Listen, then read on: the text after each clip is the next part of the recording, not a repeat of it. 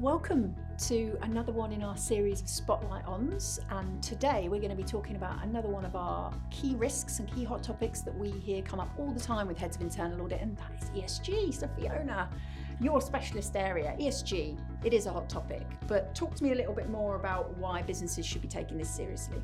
Well, firstly, Cherry, it is a hot topic, but it is not just the flavour of the day. This has indeed been around for a long time, and I've been involved in this since back in 2013. But since then, it's been completely reframed, renamed, taken on a whole different level within it.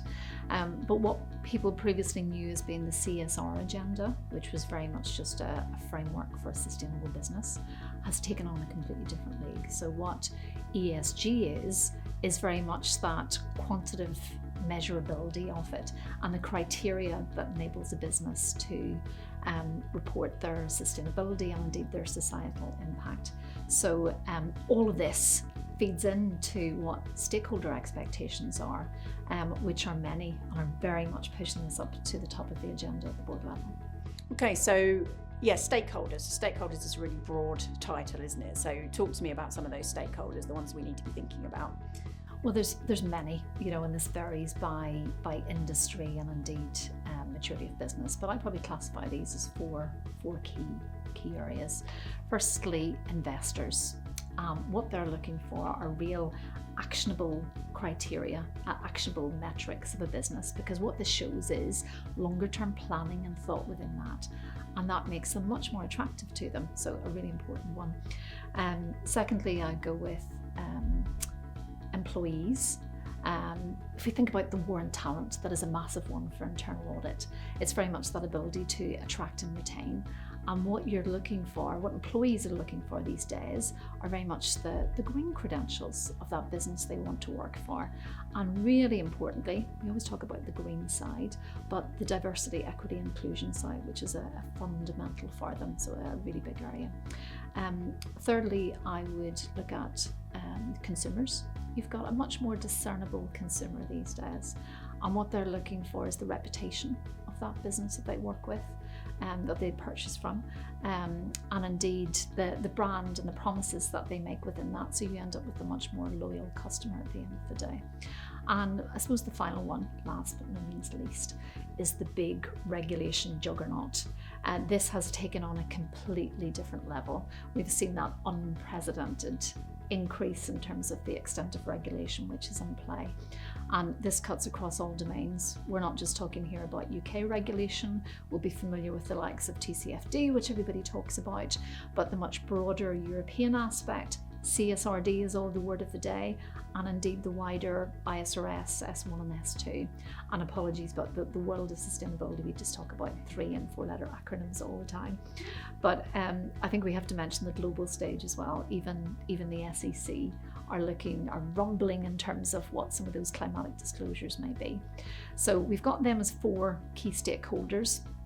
But I tend to mention separately the financial institutions as well. Finance, obviously massive for businesses. And with the ESG enhanced credibility of businesses, this leads to greater eligibility in terms of access to better finance arrangements. So better ratings, better access to sustainability-backed loans, and indeed green bonds. So all of these fundamental and really feeding into the overall agenda and making this a really critical area for discussion on addressing. Okay. Yeah, and it's really interesting, isn't it? The different stakeholders. Actually, what I'm seeing as a theme is that it's that point you made about consumers and their access to data now as well, and fake news, and actually therefore the importance of rigor around this. And so different businesses are going to have lots of different drivers around why they might want to do certain things around their ESG strategy. Can you give businesses some key advice, because there's probably lots of different routes to go down in terms of what they need to do around this? Yeah, so many different levels, and as you say, it does vary by business. It does vary in terms of their maturity, their industry in which they're in. So there's probably some key principles that I advise any, irrespective of where they are. Firstly, it's back to that reputational point, and the regulation aspect within it, what they have to do.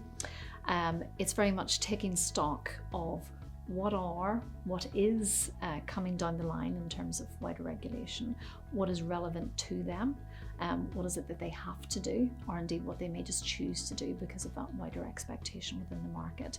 And it can be quite complex in many instances, so that taking stock, perhaps looking for wider support and external advice, legal advice, in terms of what is applicable to them and why. So that's foundational level. From there, I then look at what is important to them and why in terms of the specific metrics that they will work to. So what is critical in terms of the longer term strategy and the business viability. So being really clear on that. As part of that process, there can also be a stakeholder engagement aspect. So as a business, who are your stakeholders? How do you engage with them? How do you make sure you're on the right track and haven't missed anything by the wayside? So there are the sort of first three core, but the final one is you mentioned the data word. Behind all these core metrics, there are significant data, systems, processes and controls. So really taking stock of what do you have as a business and what indeed do you not have, and using an opportunity to have a gap analysis of what you need to do to address that. Yeah, and I think, I guess, right sizing it ultimately for the organisation. You mentioned a gap analysis, so into my world of internal audit, brilliant now. So imagine I'm a head of internal audit, I've got ESG on my audit plan. It's great, right? Don't need to do anything else, do I? Well, that's a good start, absolutely, Cherry. But as I say, I'm really grateful. I'm so happy that it's being picked up by IA, because it's not just a hot topic, it is a fundamental that businesses need to be addressing, and IA plays a fundamental role within this. The point of disappointment for me at the minute is nobody is really quite clear in terms of the real value that IA can play within it. So whilst I say, great, you've identified risk areas, firstly, I'd like to make sure that ESG risk has been picked up as an integral part of the risk management as the business. So that is considered holistically and not just some sideline that somebody refers to at some point in time. So that's an absolute fundamental. And there are probably some key reviews, if you think about what your audit plan looks like, that you may want to consider within this. And this very much links back to some of those critical steps that I said a business should be taking. So the first one being, what has that robust process, or how indeed robust has that process been in determining what those metrics are which are important to a business? So really kicking the tires of that. Secondary aspect on stakeholders, once again, what has that process been of engagement? Really making sure there's that buy-in and support so that no stone has been left unturned. And then from there, governance, we'll have a good governance review. Fundamental in terms of the management of ESG related areas, because quite often this is a not as well understood area. It can lead to greater complexities, perhaps not as robust in terms of how this is set up. So really taking stock of that and providing some really valuable insights. And if I may, apologies, I have many things I can talk about on this, but a final area which is close to my own heart, whilst you focus on internal assurance, I very much strive for the external independent assurance that can be achieved. And for me, internal audit can play such a complementary and valuable role within this. So being able to kick the tires internally of the state of readiness of the business before it perhaps moves to something in terms of an external verification. So ultimately here, there is such a valuable role in terms of building those disciplines around non-financial reporting, picking up perhaps what has been some greenwashing, and ultimately at the end of the day, really helping here in terms of building that credibility, robustness and viability of the business. So amazing opportunity, win-win all round. Indeed. No, and it's really helpful to hear from you, Fiona, on actually how do we take such a broad topic and actually get it down to some really actionable points. And I love the idea of internal audit supporting the organisation to add rigour and be the risk and control experts that we are ultimately. So thank you very much.